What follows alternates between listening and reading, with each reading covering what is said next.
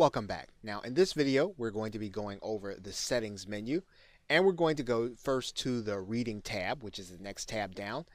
And you're going to notice that in the reading settings we can actually dictate how many blog posts are going to show on a particular page.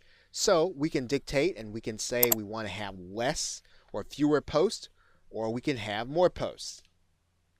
And this is so you can actually start to see how your post is going to look. And the reality is that each theme that you put on your WordPress site is going to change the nature of it. And so you are going to come back to these settings over and over again whenever you add a new theme or whenever you add a new plugin.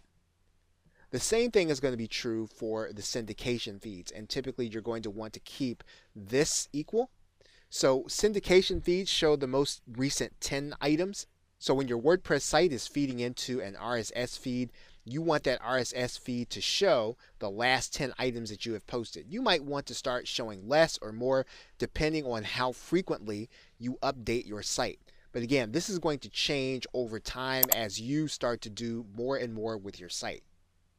Now inside of an RSS feed, you can actually dictate how much the reader is going to be able to see. If you want them to have a summary so that they have to come back to your site to read the rest, you can click summary. If you want them to read the whole thing so that they might be interested in more of what you have to say, you'll click full text. And again, this is going to vary depending on what your business model is. Now this button is going to be very important because you don't want to make your site visible to the search engines until it's ready to go live.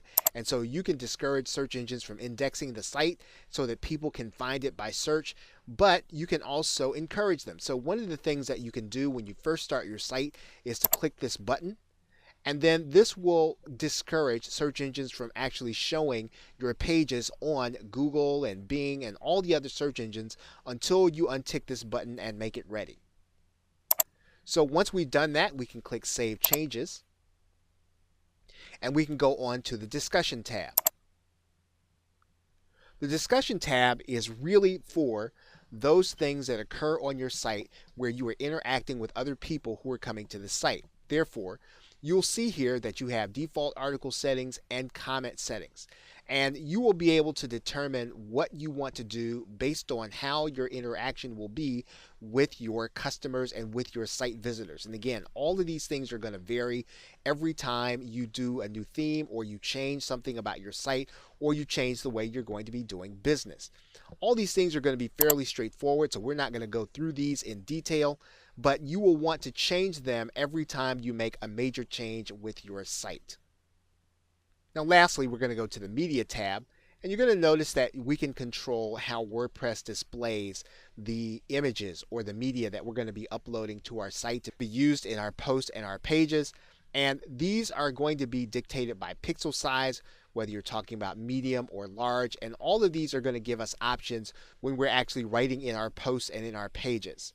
Now one thing that WordPress will do is it'll organize all of your images in folders based on the month and date when you uploaded them. And this is going to make it easy for you to be able to go and find them if you need them or if you have to go back and get them for some reason. Most of the time you're going to leave this checked and leave the default setting. Once we've done with those things, we can click Save Changes. And that's it for this video. We will see you in another video.